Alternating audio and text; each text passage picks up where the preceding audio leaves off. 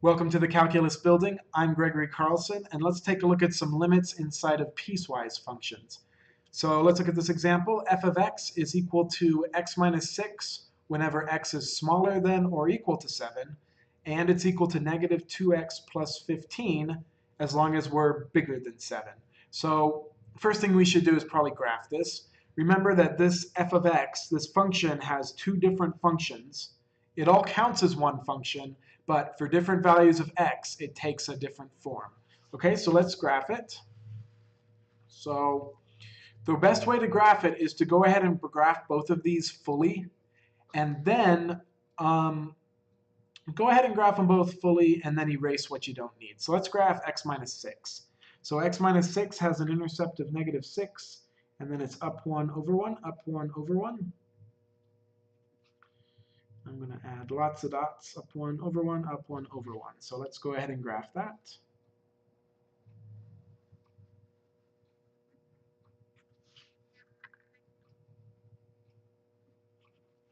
Okay, so there's x minus 6. Now let's graph negative 2x plus 15. I'm going to have to go off my graph a little bit. So here's the intercept at 15. Let's go ahead and come up with some values around 7. That'll help us. So let's maybe plug in, we're bigger than it, so let's plug in 8. So that's going to be negative 2 times 8 plus 15, which will be negative 16 plus 15, which is negative 1. So when we're at 8, we're at negative 1. And that's down 2 over 1. Or up 2 over 1. Or up 2 over 1. Or up 2 over 1. So that's this line going all the way up through 15 way up here. All right, so now we've graphed both of these two functions fully, and so now let's erase what we don't need. So we only want x minus 6 for s is less than 7.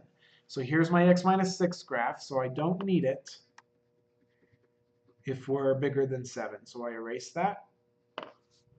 Okay? And I only want negative 2x plus 15 if we're bigger than 7. So I can go ahead and erase all of this.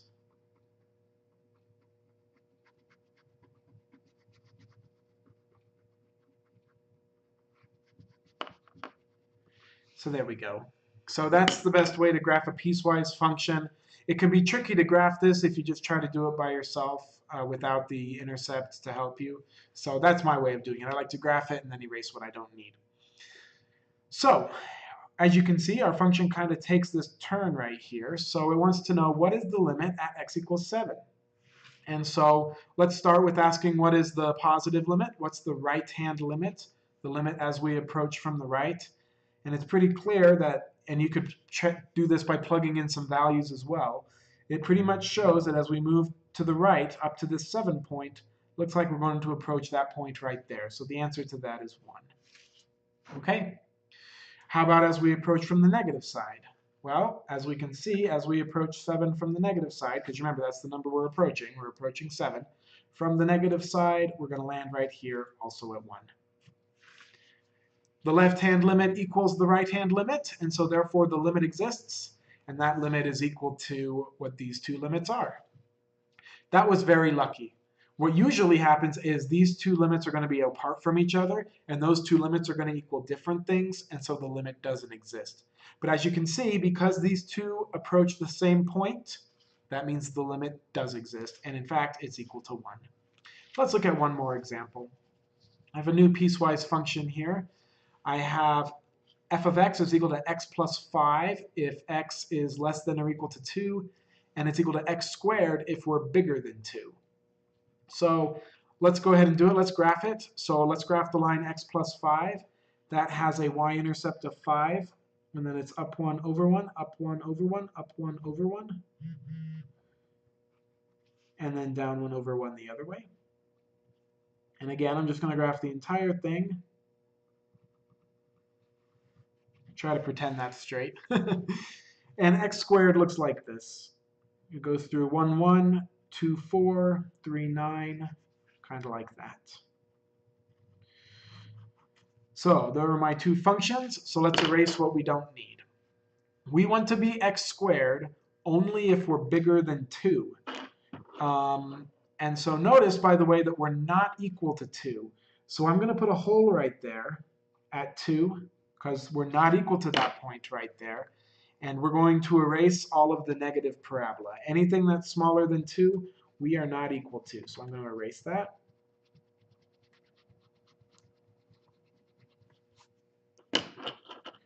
Draw my line back in. Okay. And we only want the line if we're less than or equal to 2. And notice it says less than or equal to 2. So I'm going to put a solid dot right there. And we only want the line if we're less than that amount. So I'm going to erase this part.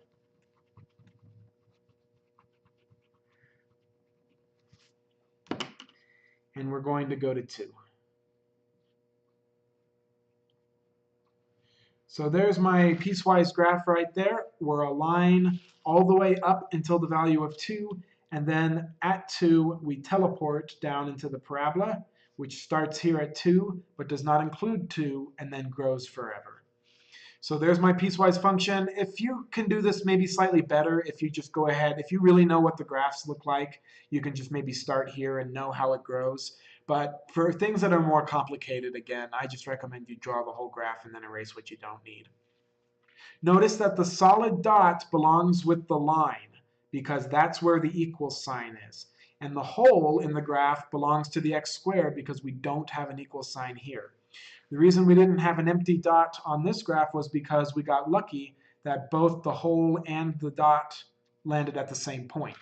But here they're separated, and so it's not an accident that the hole is with x squared and the filled in dot is with x plus 5. All right, let's look at our limits.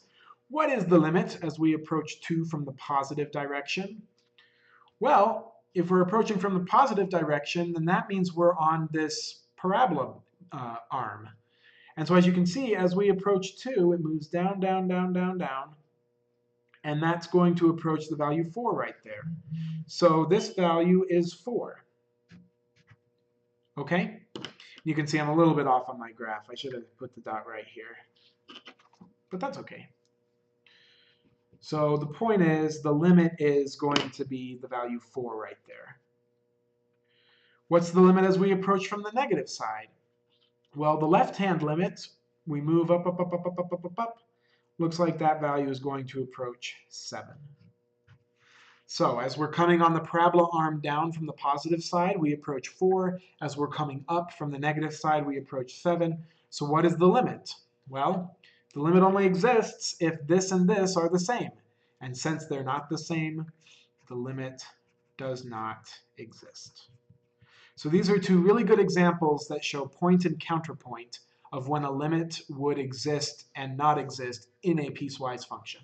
If the 2 arms approach the same value, then that means the limit exists. If they kind of jump, the limit does not exist.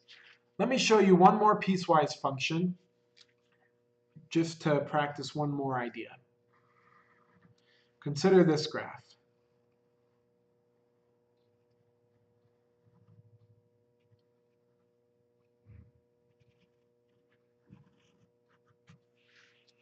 Okay. So this is a 3-part piecewise function. On this crazy curve over here, let's pretend that this value right here is 8. However, if I actually do the value of the function right there, that value is going to be 0. So let's pretend this value is 1. And so I'm 3 parts. I'm this curve, and I've got a little hole right here, and I equal this point 0 down at the value x equals 1. Does the limit exist at x equals 1? What do you think? Does that limit exist at x equals 1? Well, I've got my negative limit, which would equal 8, and my positive limit. Actually, this is the negative limit. Approaching from the negative side equals 8.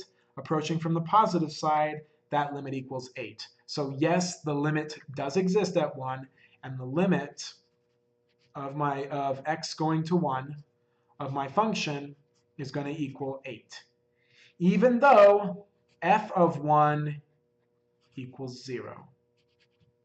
Okay, so even though f of 1 was equal to 0, I still have a limit at 1, and that limit is going to be 8 because that's where the two sides were approaching. So we're just over 10 minutes, so let's stop here, and we'll talk some more about limits in the next video. We'll see you there.